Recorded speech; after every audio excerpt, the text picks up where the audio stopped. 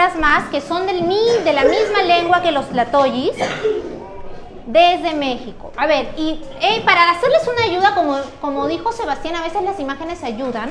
Les he traído las palabras con 2 dibujitos.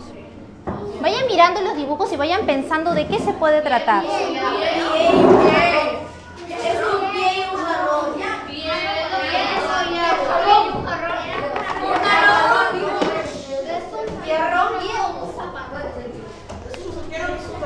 Ok, voy a poner las palabras, Santi, voy a poner las palabras en náhuatl. Vamos a hacer un primer esfuerzo. Miren la imagen y miren la palabra. ¿Qué creen que significa esta palabra? Pie en un pan. Pie. Tú dices que es un pie en un pan. Es su interpretación. Esteban. Yo creo que quiere decir no de el tiempo, pero en el modo de caminar, como cuánto tiempo te demoras de caminar. Ok, tú, Una Gabriel. distancia. Ok, Gabriel. Defensa del pie, porque parece un pie en un escudo. Algo con un pie, un escudo, ¿ya? ¿Alguien más? Sebas. La primera también yo diría que es como un pie, pero al final decía pan y creí que era un alimento, pero yo diría que es también un pie. Todas esas ideas son posibles. Yo ahora les voy a contar de qué se trata. Cada palabra en cada lengua tiene que ver con el lugar y con el pueblo que lo representa. México es una ciudad, Tlalpan es una zona de Ciudad de México, pero no es todo lo que hay. Hay zonas, igual como en Lima. En Lima hay Jesús María, hay Lince, hay Miraflores, hay San Juan del Lurigancho, Magdalena. Hay un montón de distritos, igual en las otras ciudades. En esas ciudades hay una zona que se llama Tlalpan, pero el centro de la ciudad, cuando se fundó allí, incluso con los mexica, cuando se fundó era un lago. Y decidieron, porque el águila se posó allí en la planta de un nopal, que allí tenía que fundarse la parte más importante, la parte central de su pueblo.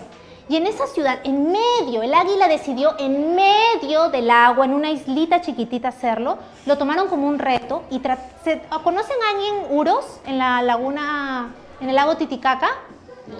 ¿Han escuchado hablar de los Uros? Son islas flotantes, muy bien, algo así, muy bien.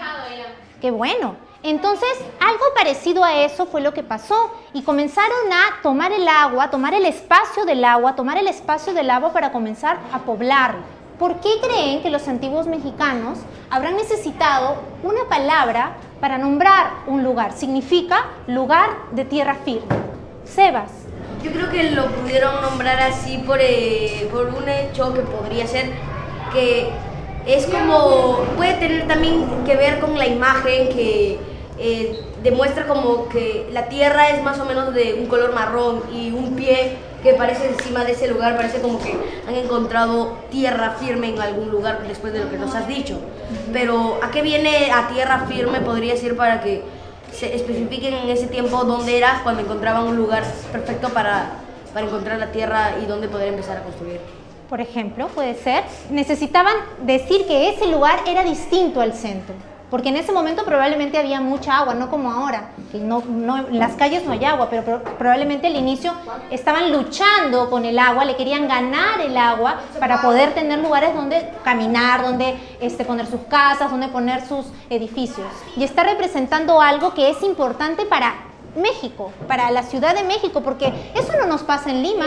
En Lima no tenemos la necesidad de nombrar qué tierra es firme y qué tierra no es firme. En Lima no nos pasa eso. A ellos sí les pasaba y tuvieron que nombrar un lugar de acuerdo a lo que vivían en ese momento. Entonces, ¿qué pasa cuando una lengua muere? Ángel, o cuando desaparece. Cuando una lengua muere es como si muriera una persona, como si muriera una creencia que muchas personas ya, es como si, ¿cómo decirlo? Como si muriera una persona muy importante que para todos era muy significativa. Ajá, muy bien. Lucas, ¿tú qué piensas? Que depende de la cultura que sea, se pierde una forma de decir algo. Una forma de decir algo. Gabriel. Para mí es perder parte de nuestro patrimonio cultural. ¿Por qué? Porque un idioma que ha nacido acá desde hace mucho tiempo, perderlo es perder parte de nuestra historia. Ok. ¿Cómo perder perder un familiar. Entonces es como, la lengua es una manera de prevalecer, de que existe, de que se mantenga. Les voy a dar la palabra, pero antes para que sus ideas tengan más carnita, que estén más nutridas, carnita dicen en México, para que tengan como más adentro, más sazón, vamos a recordar el poema. Abran su pioner en el poema que vimos, pero ya, vamos a leerlo. ¿Alguien me ayuda empezando con el primer párrafo? A ver, Ángela.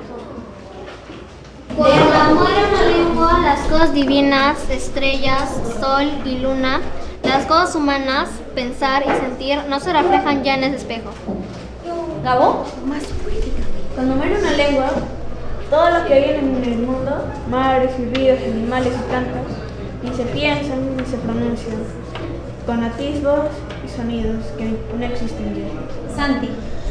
Entonces se cierra a todos los pueblos del mundo una ventana, una puerta, un asomarse de un modo distinto a las cosas divinas y humanas, a cuanto es ser y vida en la tierra. Entonces, ahora que leímos el poema y recordamos el video, Gabo, siéntate bien. ¿Qué pasa cuando muere una lengua? Tú levantaste la mano. ¿Querías decir algo? Sebas.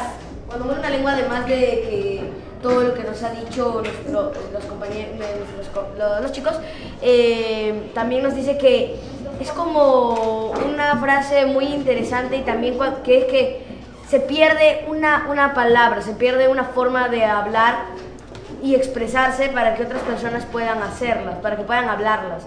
Entonces eso es lo que acabo de decir, lo representan con palabras más concretas, diciendo por ejemplo que esa frase ya nunca más se va a volver a reflejar en el mismo espejo, etcétera, para que sientan como que con una frase para que impacte cuando hagan este poema.